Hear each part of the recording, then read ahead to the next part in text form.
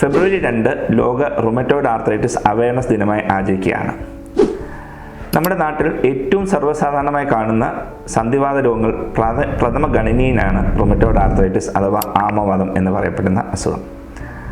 നമ്മുടെ ശരീരത്തിൻ്റെ രോഗപ്രതിരോധ ശേഷി ശരീരത്തിനെതിരെ തിരിഞ്ഞ് സന്ധികൾക്കെതിരെ തിരിഞ്ഞു വരുന്ന അസുഖമാണ് റുമറ്റോയ്ഡ് ആർത്രൈറ്റിസ്. 16 വയസ്സിന് മേളിലേക്ക് ഏത് പ്രായക്കാരെ വേണമെങ്കിലും ഈ അസുഖം ബാധിക്കാവുന്നതാണ്. 100-ൽ ഒരാൾക്ക് ഈ അസുഖം ബാധിച്ചിരിക്കുന്നതായിട്ടാണ് കണക്കുകൾ സൂചിപ്പിക്കുന്നത്. അപ്പോൾ 3 കോടി ജനങ്ങളുള്ള കേരളത്തിൽ എത്ര ആൾക്കാരെയാണ് ഈ അസുഖം ബാധിച്ചിരിക്കാൻ ഇടയുള്ളത് എന്ന് നമുക്ക് ഊഹിക്കാമല്ലോ. എത്രത്തോളം സാമൂഹ്യ പ്രസക്തിയുള്ള ഒരു അസുഖമാണെന്നും നമുക്കിതിൽ നിന്ന് മനസ്സിലാക്കാവുന്നതാണ്. വിട്ടുമാറാത്ത വേദന, സന്ധികൾ വരുന്ന വേദന, ചെറുതും വലുതുമായ സന്ധികൾ വരുന്ന വേദന, നീർക്കെട്ട്, അതിരാവിലെ എഴുന്നേൽക്കുമ്പോഴുള്ള ശക്തമായ ജോയിനുള്ള സ്റ്റിഫ്നെസ് അഥവാ പിടുത്തം, ഇതൊക്കെയാണ് ഈ അസുഖത്തിൻ്റെ കാതലായ ലക്ഷണങ്ങൾ. ചിലർക്ക് വിശപ്പില്ലായ്മ, പനി, പിന്നെ ചില പ്രത്യേക സാഹചര്യങ്ങൾ ഈ റുമറ്റോയ്ഡ് ആർത്രൈറ്റിസ് സന്ധികളിൽ നിന്ന് വെളിയിലേക്ക് വന്ന് മറ്റ് അവയവങ്ങളെയും ബാധിക്കാവുന്നതാണ്.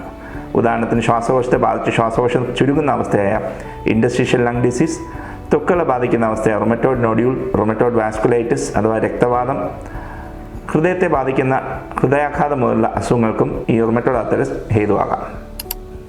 റുമറ്റോയ്ഡ് ആർത്രൈറ്റിസ് ഒരു ഓട്ടോഇമ്യൂൺ അസുഖമാണെന്ന് നേരത്തെ സൂചിപ്പിച്ചത്. അതായത് നമ്മുടെ രോഗപ്രതിരോധ ശേഷി ശരീരത്തിനെതിരെ തിരിയുന്ന അവസ്ഥ, നമ്മുടെ ഇമ്മ്യൂണിറ്റി ശരീരത്തിനെതിരെ തിരിയുന്ന അവസ്ഥ.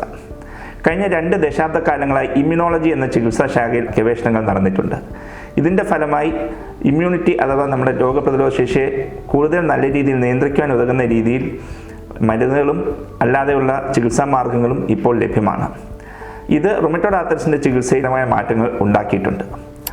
മുൻകാലങ്ങളിൽ വേദന സംഹാരികളും സ്റ്റിറോയിഡുകളും മാത്രമായിരുന്നു ഇതിൻ്റെ ചികിത്സ എന്നായിരുന്നു നമ്മുടെ ധാരണ. എന്നാൽ പ്രത്യേകിച്ച് നേരത്തെ കണ്ടെത്തിയാൽ വളരെ ഫലപ്രദമായി ഈ അസുഖം ചികിത്സിക്കാൻ ഒട്ടേറെ മരുന്നുകൾ ഇപ്പോൾ ലഭ്യമാണ്.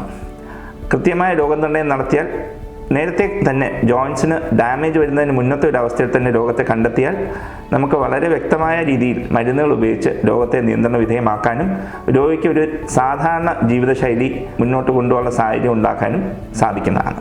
നേരത്തെ കണ്ടെത്തുക, ചികിത്സിക്കുക, ഫലപ്രദമായി ചികിത്സിക്കുക, ഇത് തന്നെയാണ് ഈ ലോക റുമറ്റോയ്ഡ് ആർത്രൈറ്റിസ് അവയർനെസ് ദിനത്തിൽ നിങ്ങൾക്ക് ഏവർക്കും നൽകുവാനുള്ള സന്ദേശം.